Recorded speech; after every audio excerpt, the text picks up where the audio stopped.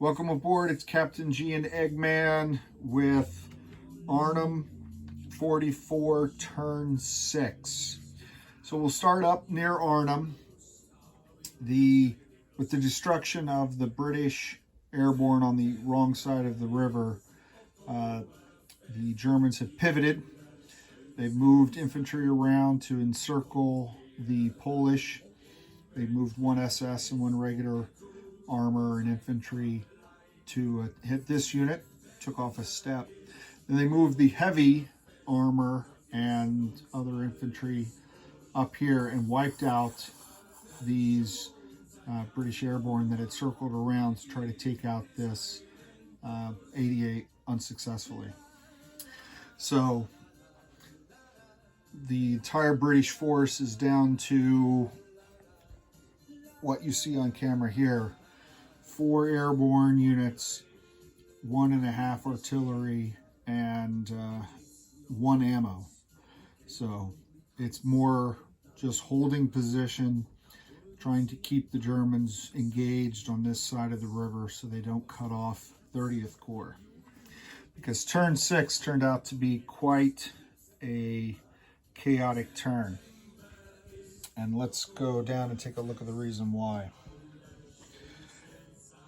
Here, in pretty much the middle of the map, Nijmegen is up here, and down here on this road is Eindhoven.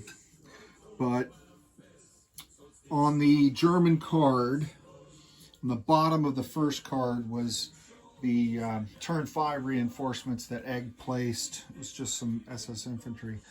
And then he put it away. And then when looking at turn 6, he looked at the top of the next card, and it was more turn 5 reinforcements. 2 infantry, an artillery, and an armor unit that came on board the map down here.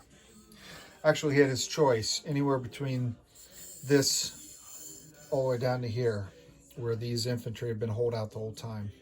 So deciding wisely not to reinforce the losing effort, he brought them in here, and since they really were turn 5 and nothing really was lost except for they weren't on the turn 5 recap, we placed them and allowed them to move their turn 5 movements.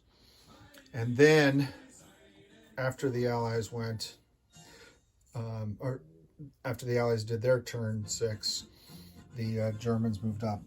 Now, he did have a card that allowed him basically to send in infantry some extra movement with the armor to cut this road in half, putting all of 30th Corps up road, or down road, I guess. Upstream is supply, downstream is no supply.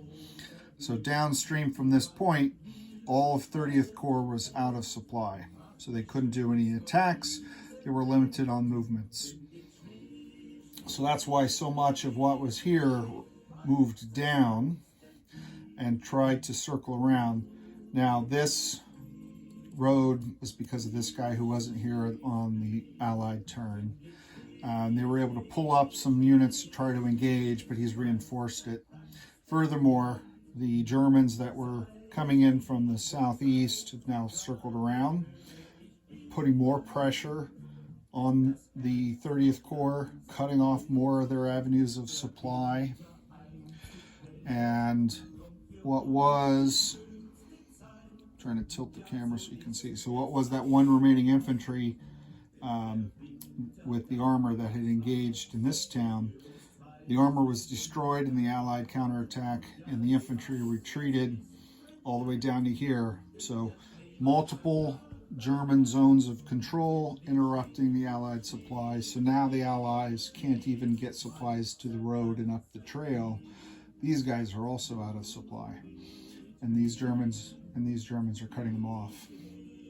So on turn 7, the Allies have to take him out, which will then restore supplies to these guys. But while they're out of supply, not only can they not conduct offensive combat operations, but on defense, they're a -1 from their normal defense. And as I said, their movement was reduced. So this is why throughout the game, the Allies had kept infantry and airborne units on the edges of the map to try to prevent any surprise German reinforcements for coming in and cutting off our supply. But sure enough, they came in force, and they came up along a road that allowed them to move rapidly. During the air movement phase, the Allies got a 4, so we're starting that decline from 6s to 5s to 4. So we put 3 fighters and a bomber on this space. The Germans rolled and got 3 fighters, so it was 6 head-to-head die roll battles, seeing which side rolled the highest. So when we rolled those, well, there's just an example. I just rolled that randomly. Allies got a 1, Germans got a 2. So I think the Allies successfully shot down 1 German fighter, or maybe 2, but it was only because that last U.S. fighter got a couple hits. But they just tore through the Allied Air Force, shut down the bomber, the end, and so there was no strike on this force at all. So big turn 6. We now have only 4 turns left. A couple things that we realized, besides all these guys now desperately needing to move over and get this clear, because going to the victory conditions, and we hadn't really dwelt on it beyond the Allies getting victory points for crossing this river and even more crossing this one. We looked into the specifics because now it was relevant for some decisions we were making. Every 30th Corps unit that crosses this river gets 5 victory points for the Allies. Every 30th Corps unit that crosses this river gets 1 victory point for the Allies.